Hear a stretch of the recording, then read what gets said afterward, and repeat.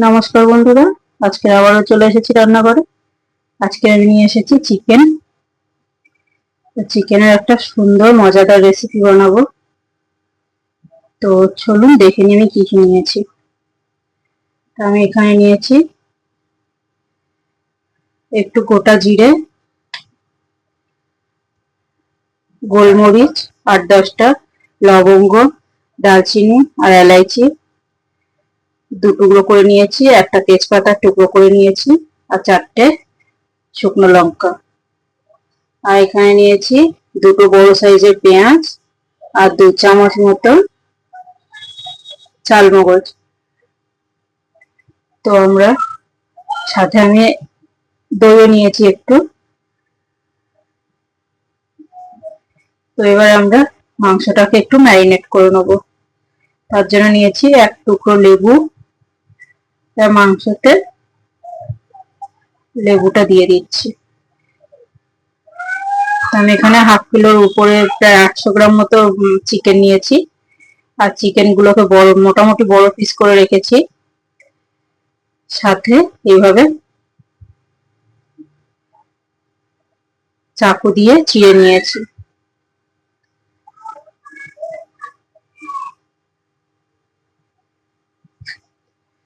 তো এবার দিয়ে দেবো আমি গোলমরিচ গুঁড়ো হাফ চামচ,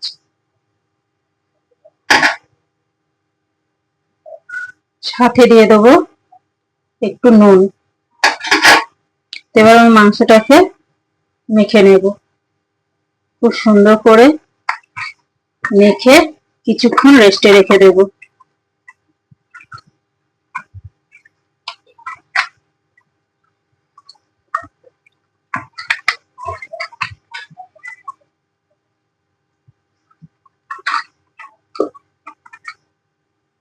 তো আমি মাংসটাকে খুব সুন্দর করে মেখে নিয়েছি। কমসে কম 20 মিনিট থেকে আধ ঘন্টা এটাকে আমি রেস্টে রেখে দেবো।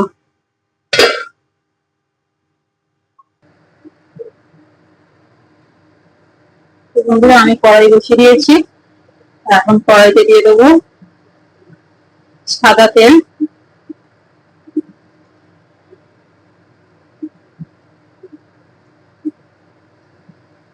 আমি এখানে দিয়ে দিয়েছি সাদা তেল। এখন আমি এখানে দিয়ে দেবো এইসব মশলাগুলো।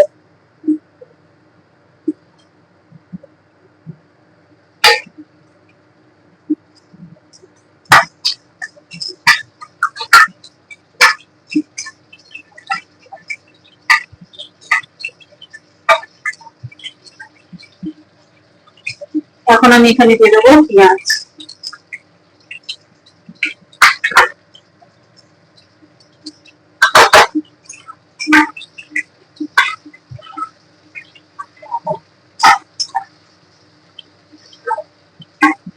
পেঁয়াজ গুলোকে দিয়ে খুব সুন্দর করে এখন ভাজা ভাজা করে দিব পুরো মশলাটা।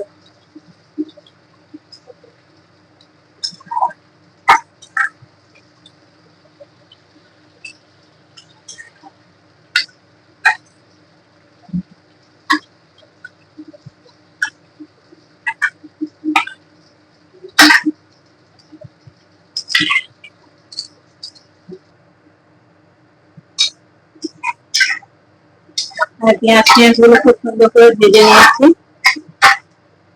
এখন এখানে দিয়ে দেবো চালমগজ গুলো। এখানে আমি 2 চামচ চালমগজ দিয়েছি।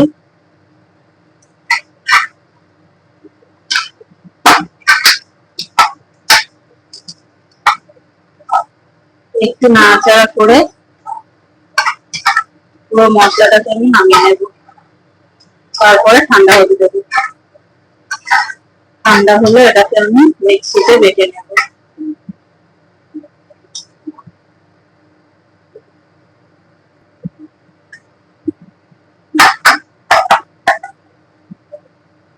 পেঁয়াজটাকে আমি খুব সুন্দর করে সব মশলার সাথে ভেজে নিয়েছি। এবার আমি পেঁয়াজটাকে তুলে নিচ্ছি। এবার আমি এটাকে ঠান্ডা করে তারপরে বাটবো।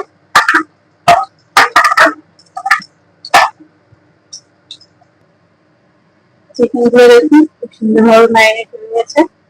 এখন আমি এই পেঁয়াজ ভাজা তেলেই চিকেন গুলোকে ভেজে নেব। এখানে আমি আর তেল দিইনি।